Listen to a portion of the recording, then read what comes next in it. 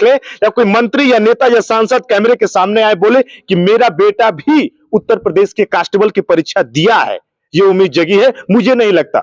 गाजीपुर जनपद के उन युवाओं के पास मैं खड़ा हूं जिनके माता पिता ने वो सपना देखा था कि उनका बेटा कांस्टेबल बन जाएगा। यूपी पुलिस की भर्ती हुई जिसमें लगभग 48 लाख अभ्यर्थियों ने आवेदन किया था, पेपर दिया था। मैं जो मेरे कैमरामैन है मैं दिखाऊं, ये सभी अभ्यर्थी दूर दूर हर जिलों में इन्होंने जाकर वहां पे परीक्षाएं दी थी।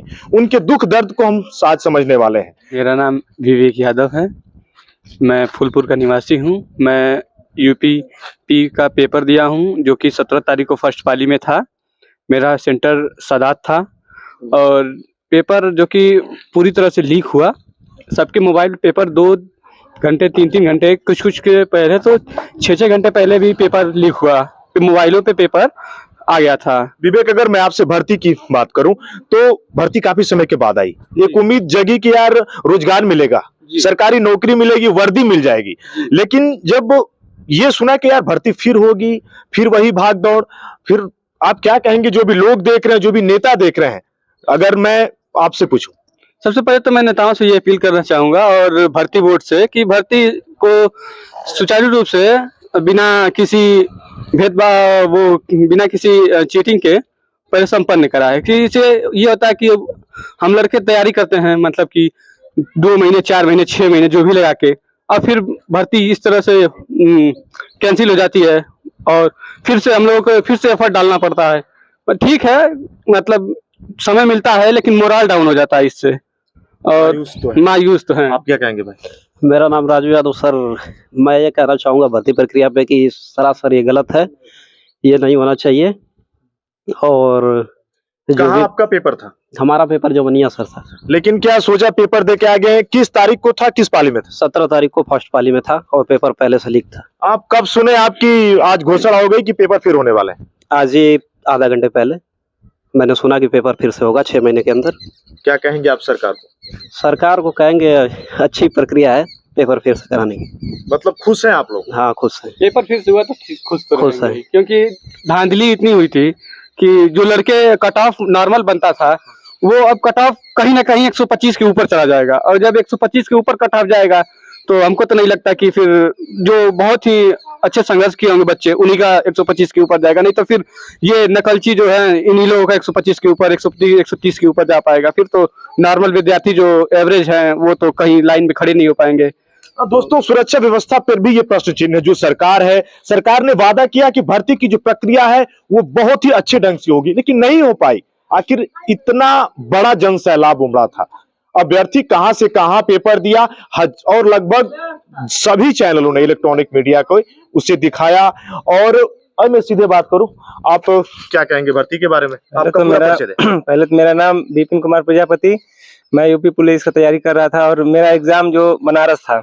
और हम जब से ये जानकारी मिली है कि सरकार ये फिर से एग्जाम कराने के लिए, तो हम खुश हैं। हम सभी लोग खुश हैं कि अब जैसे कि धांधली ना हो, हम सरकार से यही धांधली ना हो ये उम्मीद है। हम पूरा उम्मीद यही करेंगे कि धांधली ना हो। हम तो यही चाहेंगे, हम युवाओं को यही अच्छा लगेगा।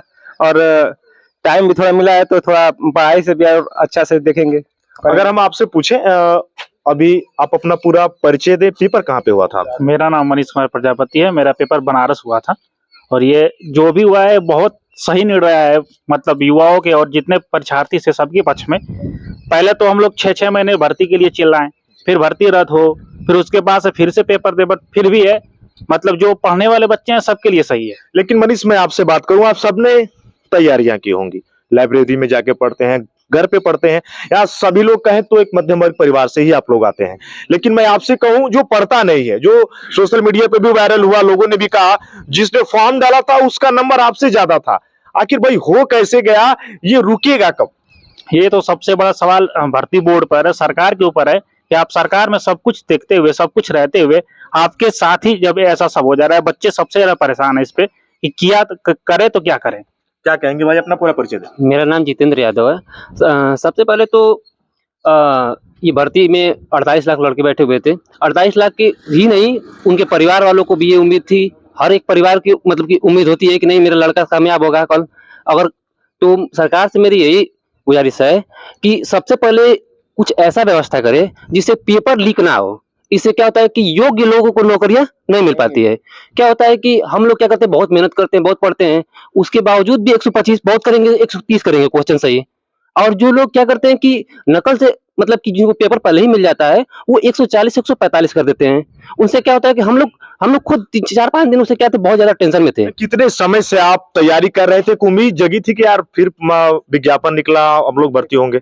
हम देखिए यूपी पुलिस का 2021 में एक बार आया था नोटिस कि 26,000 कुछ था भर्ती। उसी समय से मतलब हम यूपी पुलिस के लिए प्रॉपर तैयारी करते थे।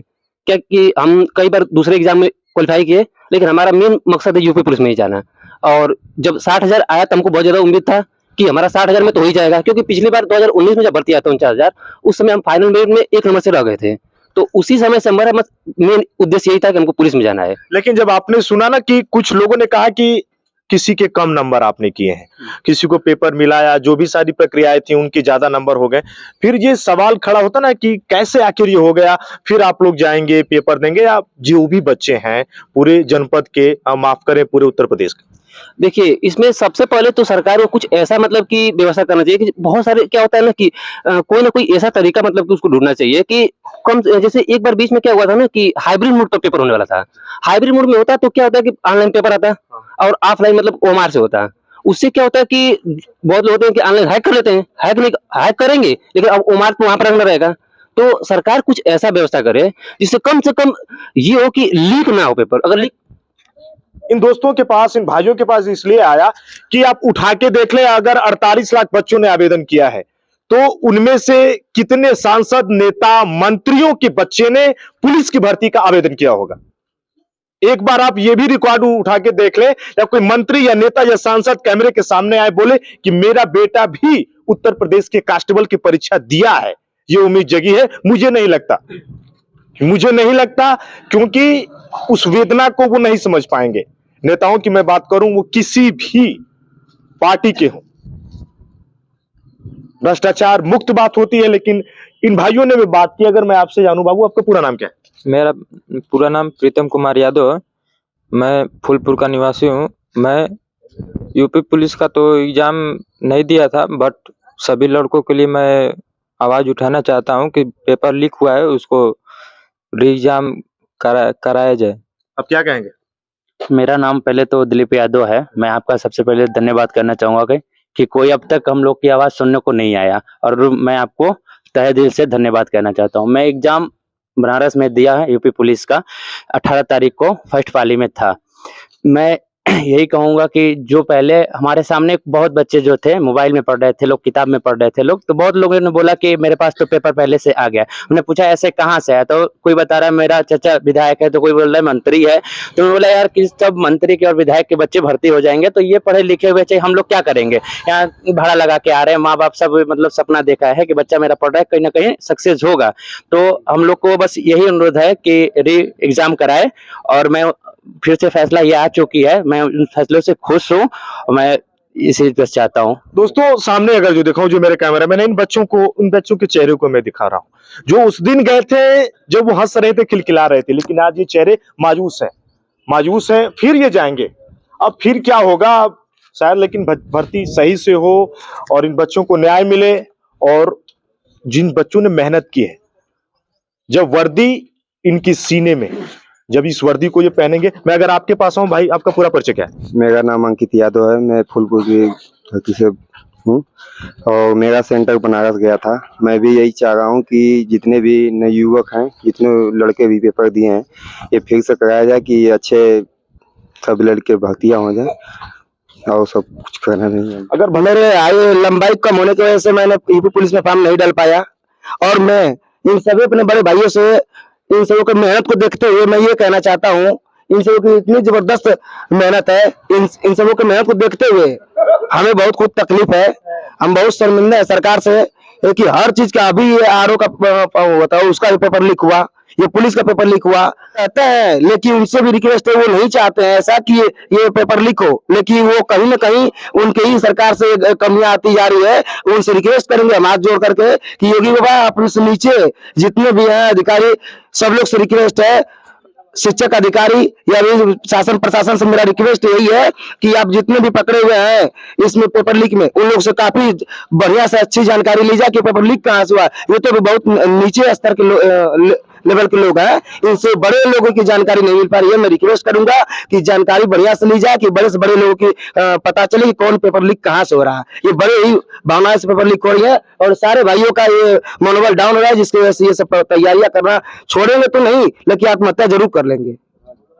ये कहना चाहूंगा कि भाई हम लोग की बातों को बहुत आगे तक बढ़ाया जाए और मैं कोशिश करूंगा सरकार से ऐसी गलती अब हुई है अब दोबारा ना हो और हम लोग का अच्छे से पेपर दिलाए और हर एक बच्चे अपने सपना को पूरा साकार करे।